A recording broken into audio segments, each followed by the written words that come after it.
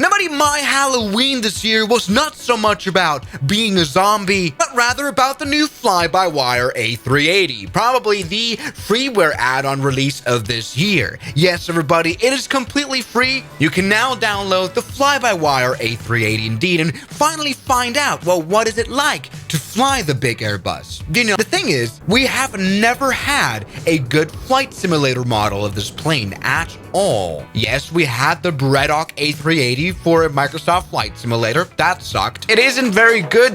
It isn't very good, but I honestly couldn't have done better, you know. All right, let's go ahead and step into the cockpit, which is, I guess, where you find the shocking bit.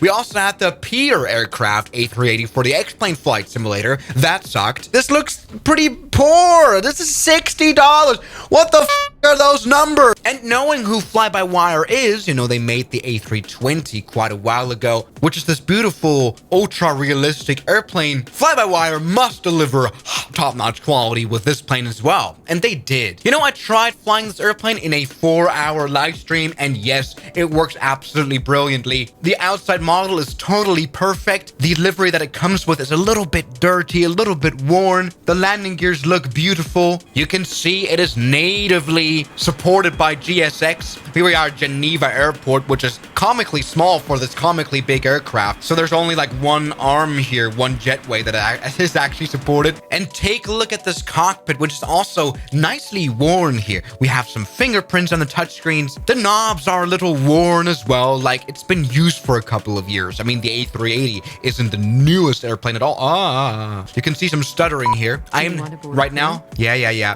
I'm right now running the 8K version of this airplane. Yes, you know, performance is a big problem with huge airplanes like this, but I'm actually experiencing pretty good performance. I don't have the newest setup. I have the RTX 3080, which is not new anymore at all. And it runs this airplane very, very well, despite the cabin being very well done. Very well done as well. Hello. And he disappears into the cockpit. Oh, and it's nice to experience a plane this huge. Here we have some sort of a premium economy cabin right here that we can walk through. Everything's beautiful. Now, this is still a work in progress, so the kitchen looks kind of like an IKEA outlet.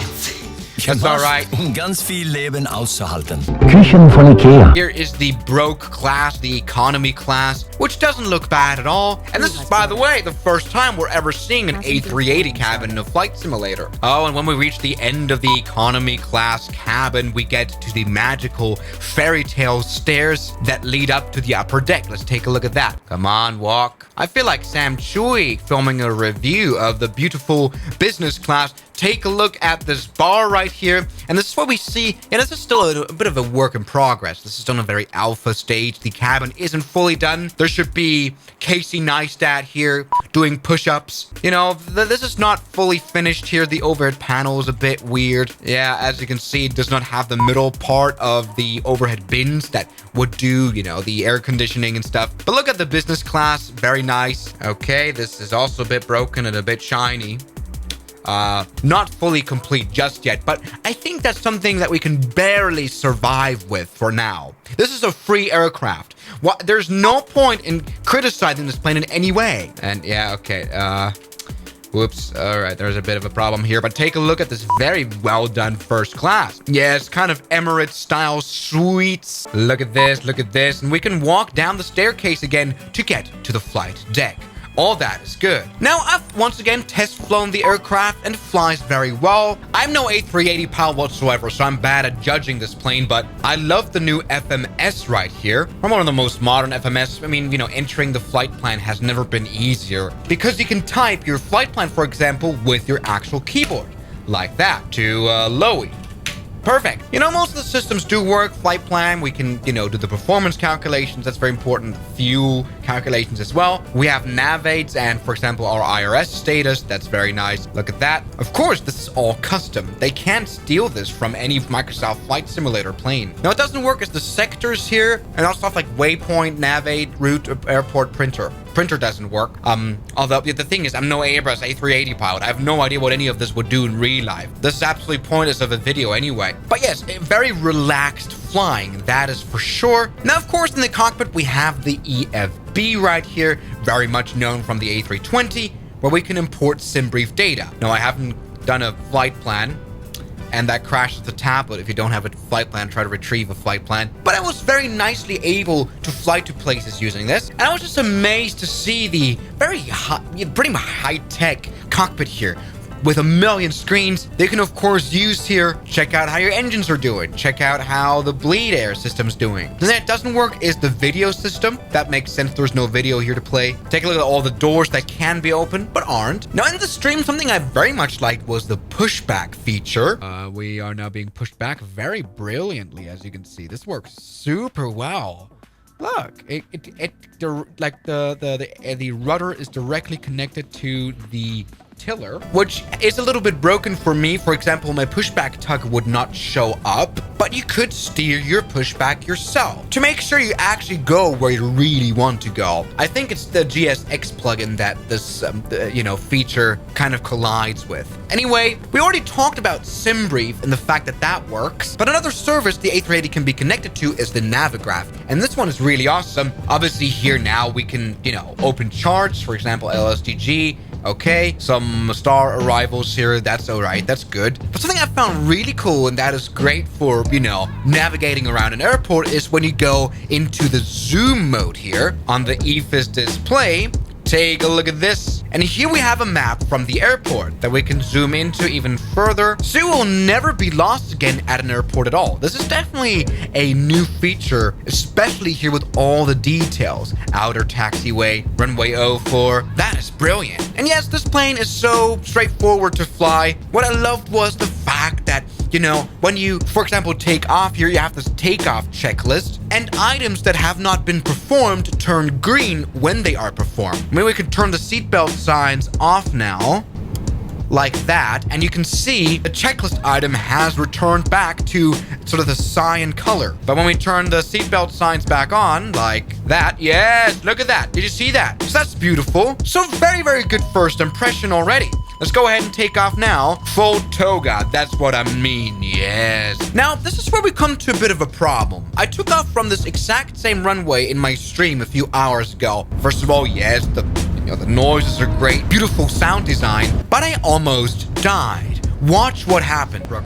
It'll be able to identify us. I have no idea how traffic announcement. Oh. Whoa, I'm pointing the plane down. 001 Geneva approach. I'm not seeing your transponder. Confirm squawking 5227 mode -C .I Stand by. Okay, I'm able to save it. I'm savable. It's a savable. Yes, on my flight here departing from Geneva, the airplane aimlessly pointed up, despite me not doing that. And some people have had the same issue. It's almost like a trim rollaway, a reversed 737 MAX problem. The plane would aimlessly just point up like this, despite the joystick not, instructing it to do that. And what would of course happen was the plane would eventually stall out all the way up to 80 knots and have to recover the airplane. It's weird. I don't think the A380 would ever let you do that in real life. Obviously, that's the Airbus logic. Right now, I'm actually able to stall out the airplane very much as well. We've got no stall warning. We are at 60 knots now. 50 knots. No stall warning yet. This plane is in an alpha stage, but I don't think this Airbus would behave like this in real life. But I'm not sure. Again, I'm no pilot. But here we go. Are we able to save it? Are we able to save the bird? Yes, we are. That's pretty ridiculous. So yes, the plane was actively trying to kill itself. Throttle is 100%.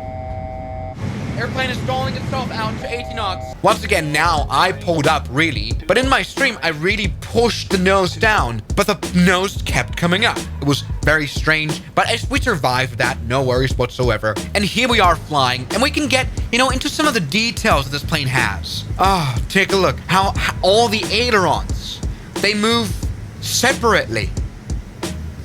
Oh, would you see that? Like a little finger dance. Maybe let's get out of this airport view right here. No, I didn't have any issues, using the autopilot. That all went relatively well. This plane can land itself. It's an Airbus after all. We're overspeeding the plane now. Shh, shush, shush. And that is realistic. The plane pulls up quite a lot in order to lose that speed again, in order not to redline. Now, something I find very interesting is this one right here, the failure menu. And I like that. By the way, full simulation of the fails below isn't yet guaranteed. All right. I mean, we know that from the A320. Let's maybe see LGCIU power supply. Let's maybe fail the whole landing gear here. Come on. Internal error. Let me try to see if the landing gear comes down anyway. Oh, no, it doesn't. All right, gear failure. That's fun. But no worries. We can also gravity release the landing gear here. So gravity, do that. Pull that up and down. Come on. Like this. So there's like, you know, security pins there. Put that down now. And as you can see, the landing gear comes down after a while. Interestingly enough as well, and this is a good detail, the doors won't close. They have got no power to close, so they stay open for landing. That is quite a detail. And any other add-on manufacturer honestly would just be too lazy to animate that specific detail. The door will not close. The landing gear had to be gravity extracted. What else is there? Fire! Fire at engine number 1. Oh, and we can see that. And we have, of course, Airbus typical, a sort of a checklist. Throttle lever idle. And now I've done that, it shows up here. Engine 1 master off, which is this one. As I've done it, it shows up. Engine 1 fire PB. Yes, it's red and we have to push it. Come on, let's remove that thing. Yes, push that. And it comes out and it shows up here. But there's obviously no fire animation on the outside. Yes, we are kind of in a cooked situation. That's absolutely fine. The airplane can fly very well on just 3 engines. Although I can't get the autopilot to work now. Auto flight AP off doesn't really work. We have some limitations indeed. APU bleed we should not use. Probably it shouldn't be blowing air into the fire. Something like that. And our max speed is 250 knots. We're far away from that. So it kind of shows that kind of stuff as well. That's actually pretty cool. And now autopilot works again. All right. Thanks for deciding to do that. All right. Let's go ahead and get ready for a landing here again with our cooked airplane. Come on. Shh. Calm down. Also, this is very annoying of an alert that I cannot get rid of. Is it going to stay forever? All right. Let's go ahead and select this as... There you go. As I direct to here. Yeah, the touchscreen as well is so nicely interactive. This really is not bad whatsoever. All right, here, let's go ahead and descend right now. Shut up, airplane. I can't believe it. Something I find interesting is that here it says max speed, 250 knots. But here it says gravity, landing gear extension, 220 knots. So the airplane... It's not really sure what that is, but that's a very minute and small detail that I don't mind whatsoever. And another error I've found is, and I don't know if this is actually an error or if this is normal on the A380, which I don't think.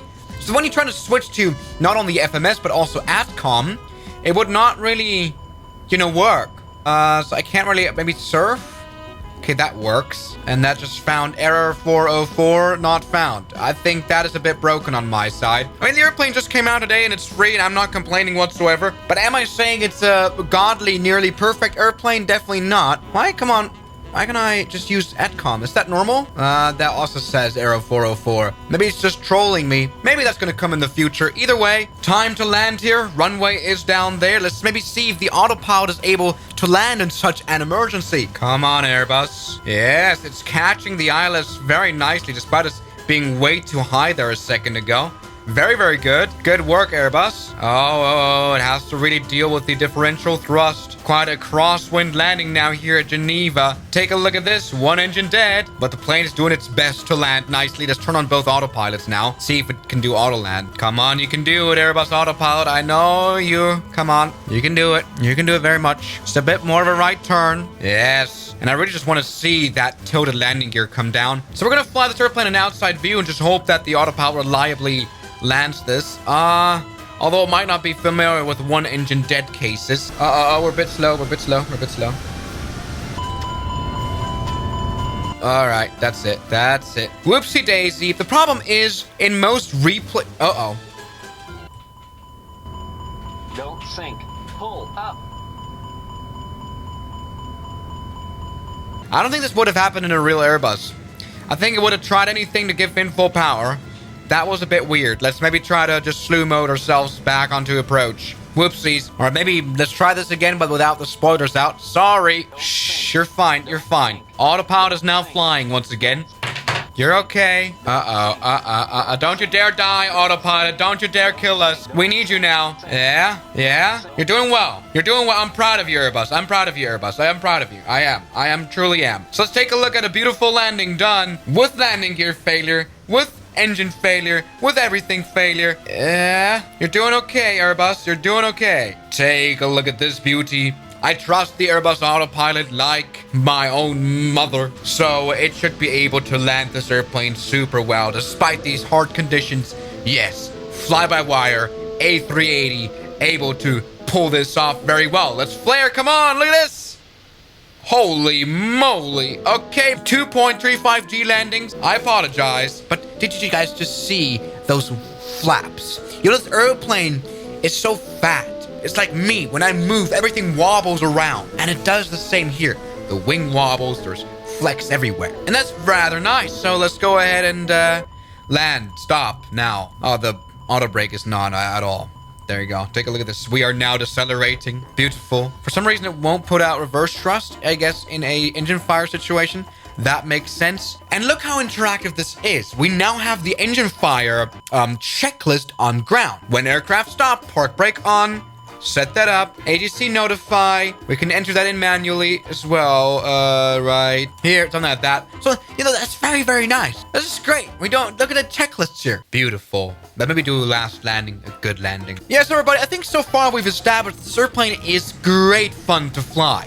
Once again, look at all those ailerons lingering. The systems are really well made, but I find quite a few bugs in the fly-by-wire, which is ironic because that's the name of the company. Why doesn't this airplane warn you of stall? Why doesn't this airplane prevent you of stall? And why does it stall itself? Those are all questions that I have no answer to. Anyway, let's land here now. Finally, good.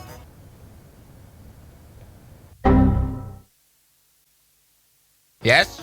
And? You know what? Maybe we need to save the landing part for the next video. Because I found something very interesting about what I find a bit odd with this airplane when it comes to landing. Yes, so far we can conclude this plane is great. It's not even a question of whether you should buy it. Download it, goddammit. So thank you guys so much for watching this video, and I'll see you guys tomorrow as always. Good night. And a special thanks goes out to my members, my supporters. Guns Killer, R27, James Duram, That Dude, Anime Gods of Gaming, Derek, Insider Plane, Nishijitsu Fanner, Professional Jamal, Ryland Williams, and New the York. You've got beautiful names.